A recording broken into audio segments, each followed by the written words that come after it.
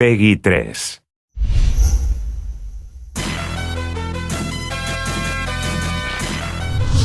in the last video we showed you guys a lot about how the control stick works with dribble moves, and the control stick's also used for shooting this year. So if you hold down the left trigger, the right stick becomes a shot stick like last year.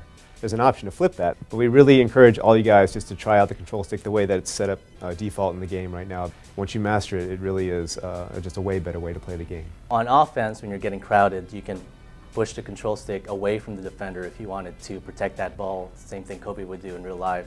If you push the control stick towards the defender, you can kind of give the defender a little nudge, create that space, something Paul Pierce would normally do in game. There's a bunch of things that people really didn't like with 2K12. Speed was one thing.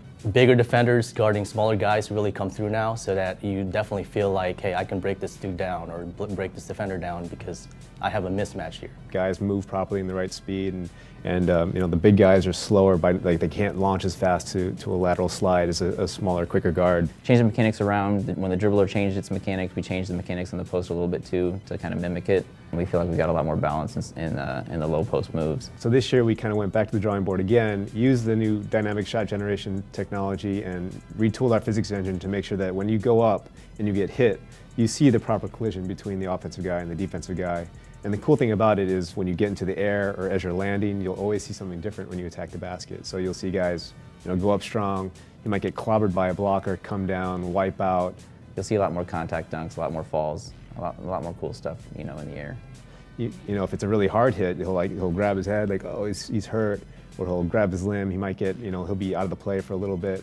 So there's all kinds of interactions and all kinds of different sequences that can play out. One of the big complaints was going on a fast break and always throwing the ball to that last defender, even though you had 3 wide open guys.